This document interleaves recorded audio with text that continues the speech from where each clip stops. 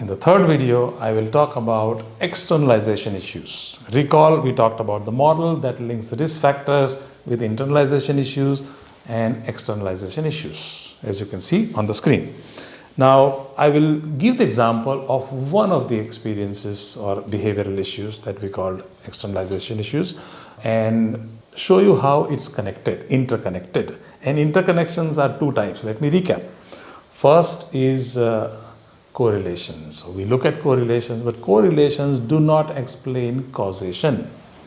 What causes what needs to be understood through a different model. So what you see on the screen are structural equation modeling screenshots, and we use that to be able to define the linkages which are causal pathways. And as I talked in the earlier video, this can be direct pathways as well as indirect pathways. So what you see on the screen is an attempt to explain suicide behavior, which is an externalization factor or issue, via its connectivity to the internalization as well as risk factors. Okay, so when you look at a complex outcome such as suicide behavior, which includes suicidal thoughts, history of thoughts, as well as a history of possible suicide attempt, they are combined. So those individuals who have this history are captured in this analysis.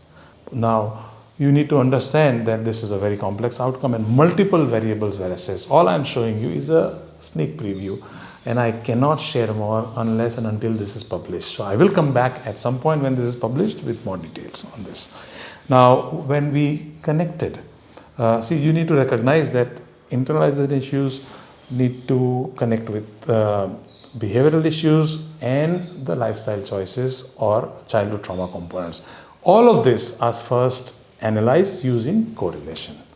That shortlists few of them which are correlated, and then we do regression to connect the childhood trauma components with internalization issues. In that process, and I covered that in the earlier video a bit, this data now is added with behavioral issues or externalization issues, and the whole process is repeated. In that, we get the essential components which contribute to suicide behavior, and you see that on the screen. So as you can see, several of childhood trauma components are connected, and what we see is just the continuous variable or the total A score from 0 to 16. If they have that experience, it's 1, and if not, 0, and the sum can be from 0 to 16. Then we look at depression assessment, because that made a meaningful contribution to suicide behavior in the data we have here. Also, 3 behavioral issues came up which are connected or increase the risk for suicide behavior. One is a history of self-harm, second is the history of taking irrational decisions, and the third is history of eating disorders. And the interconnections or interplay between these variables is what is shown on the screen. So you can see, and I'm going to just recap by looking at the diagram for you, is that you can see that there is a direct path from adverse childhood experiences to increasing the risk for suicide behavior.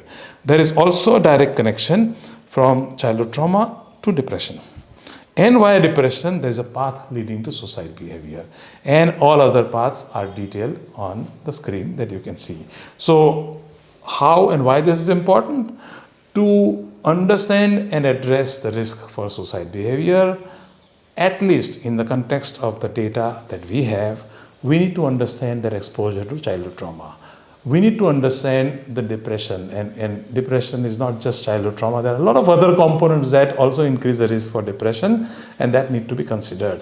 And then these are internalization issues. And then we look at the 3 externalization issues and the interplay. So we need to go back to where it started, address them, build resilience, use release reframe methodologies, and we also assess trauma, which I have not talked in this particular video.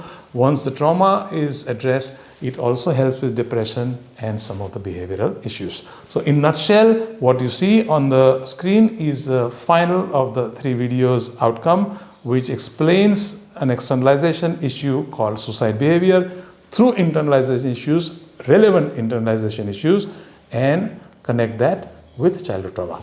Now, it's fair that I share that this is not yet published, and hence I don't have the exact specific outcome. I can only share after it is accepted by the journal and it is under review at this point. However, you can get an idea that each of this pathway is statistically significant, and there are weights that tell us which pathway is more meaningful. And this only provides an overview. So the real stuff involves digging into these components and their contributors. But in a nutshell, as you can see, we have components from all the three buckets that we talked about in this diagram of risk factors, internalization issues, and behavioral issues. To summarize, in these videos, I've explained how we work, what research we do, how we address through coaching or therapeutic interventions issues which are of externalization in nature or internalization, or sometimes lifestyle choices related.